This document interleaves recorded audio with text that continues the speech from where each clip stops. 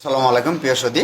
আমি একটি বিষয়ে আজকে ভিডিওতে আসা, সেটা হচ্ছে যে আমাদের দেবিদ্বার কুমিল্লা চাইরের সংসদ সদস্য হাসনাত আবদুল্লাহ সাহেব সংসদে দাঁড়িয়ে একটি বক্তব্য দিয়েছেন। উনি 1 টাকা দুর্নীতি করে নাই, এবং যদি ওনার কারো 1 টাকা দুর্নীতি দেখাইতে পারে, উনি সংসদ ওনার পদ থেকে উনি অনাস্থা নেবে এবং পদত্যাগ করবে।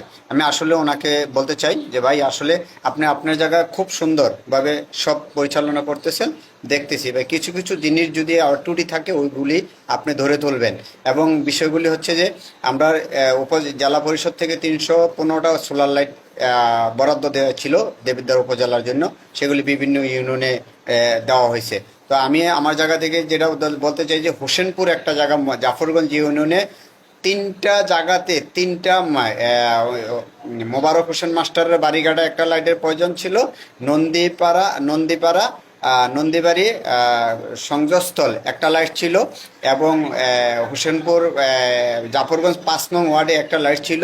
এই 3টা লাইটের ভিতরে একটা লাইটও কিন্তু ওই জায়গায় স্থাপনা নাই।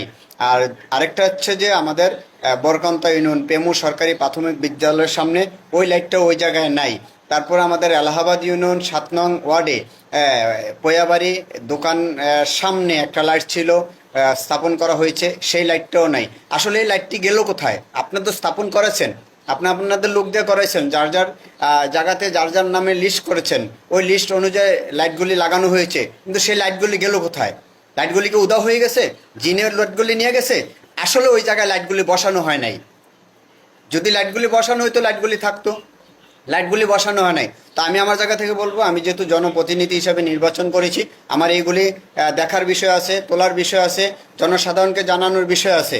তো আপনি আপনার জায়গায় যতই সুন্দর করে কথা বলতেছেন বা যেটাই বলতেছেন, আপনি আসলে আপনার জায়গাগুলি আগে ক্লিয়ার করেন। মরিচাকান্দা পৌরসভার ভিতরে মরিচাকান্দা একটি ঈদগাহ করা হয়েছে, সেটাতে দেখা গেছে যে আপনার 20 ফিট বাই 40 ফিট, যেটা যদি যে রকমের যদি আপনি হিসাব করেন, ওই 800 ফুট ঢালাই করতে মিনিমাম 5 হইতে 6 লাখ টাকা লাগবে। আর সেটাকে বিল করা হয়েছিল 11,85,000 টাকা। তো আদৌ ভাই এগুলি সঠিক না।